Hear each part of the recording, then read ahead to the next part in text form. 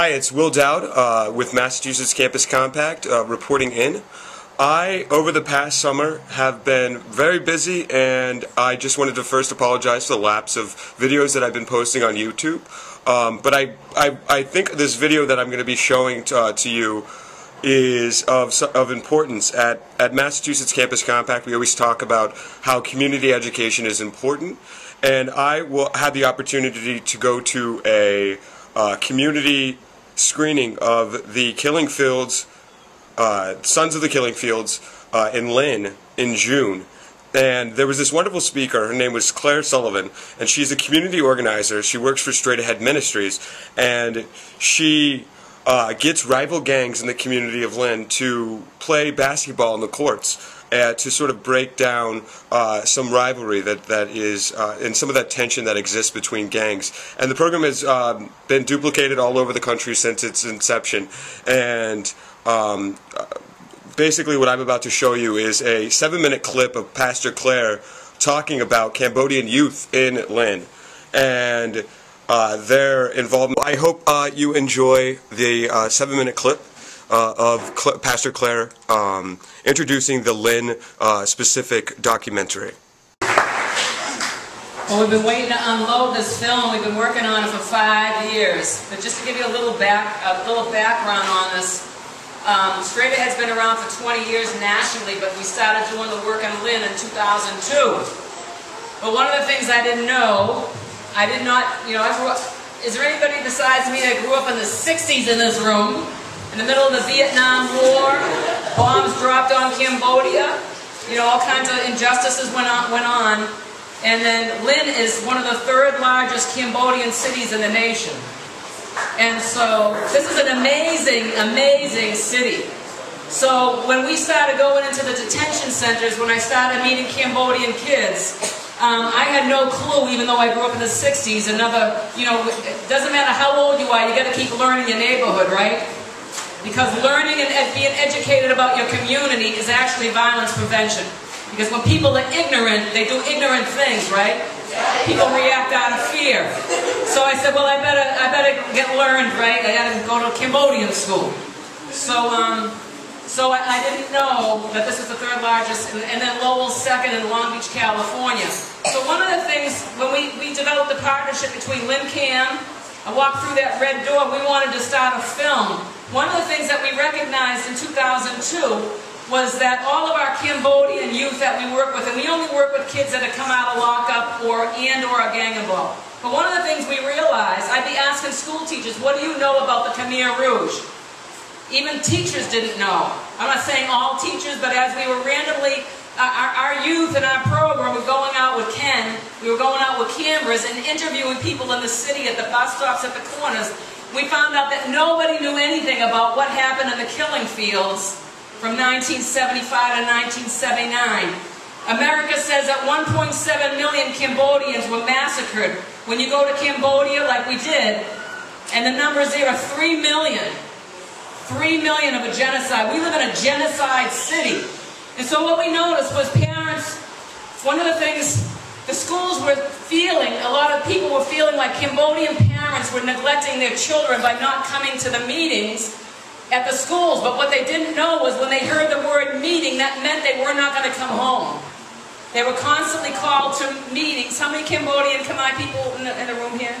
Your parents would be called to a meeting in Phnom Penh, and that meant they weren't going to come home, that they were going to be massacred. So coming here and going through a Thai camp or a Filipino camp, moving to Lynn, and this teacher calls and says, you have a meeting down here at Lynn Tech with your child.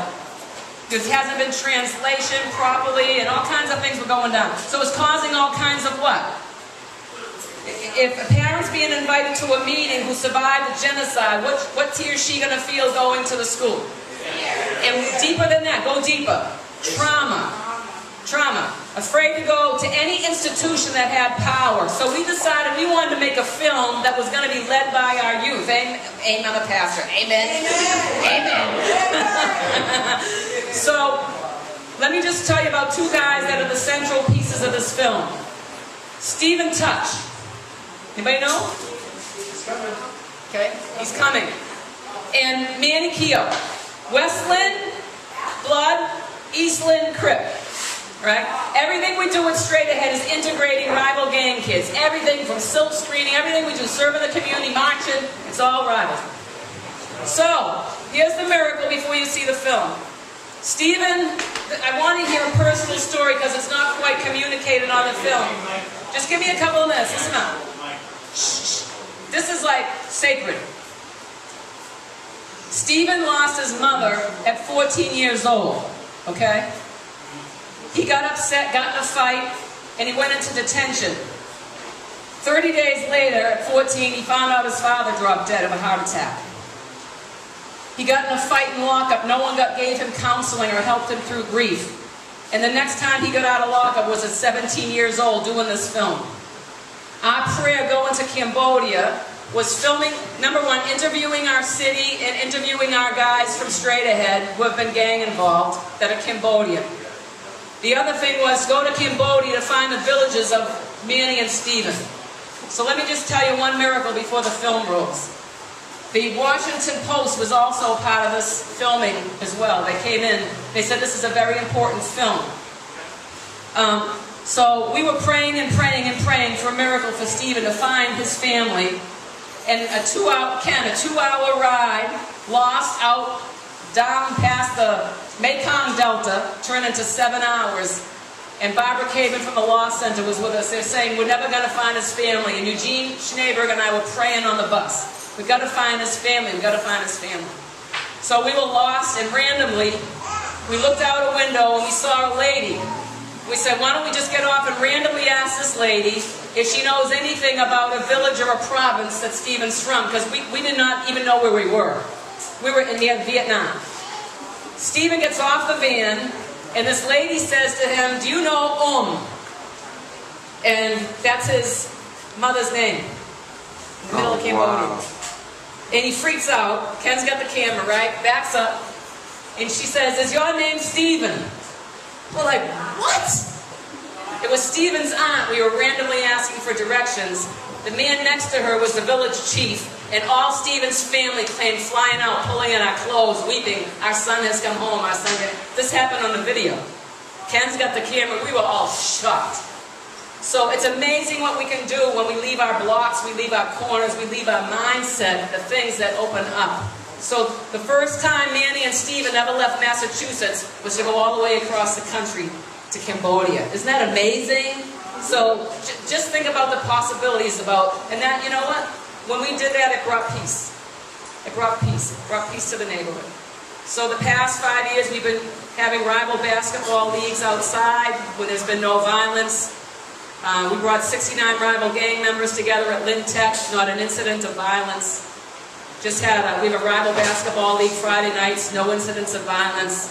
And I'll tell you, a year ago, May, and I'm done, 32 rival gang members from Lynn were reconciled from ages 17 to 24 at Middleton. Four rival gangs from Lynn reconciled together in forgiveness. So things are happening in our community working together, isn't it? The Law Center, the police, ECHO, all the groups that are working together, Lynn Can, and so we can do this thing together, huh?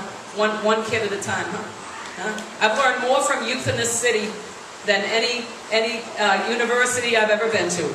You guys have so much to teach people in this city, and don't hold back. Thank you. It's pretty powerful stuff. Claire Sullivan does some great work, and I think that it's very moving to hear her speak any time. And that was actually the first time I had met her, and I didn't really realize that Lynn had the third highest population of Cambodians in the country, and then also that 20% of youth in Lynn that are incarcerated were actually Cambodian youth. So this year we have one of the organizations that I've been working on in my civic education project with youth community-based organizations is working with the Khmer American Youth in Action. It's a wonderful organization that's run under a health organization in Lynn, and it's going to be really exciting to see that. So in my civic education project, we're working with at-risk youth, and prior to the showing of this film, youth in the city had gotten together to do a march, And what's really cool about that is that no one had asked them to do this march for peace. It was a walk for peace through the city.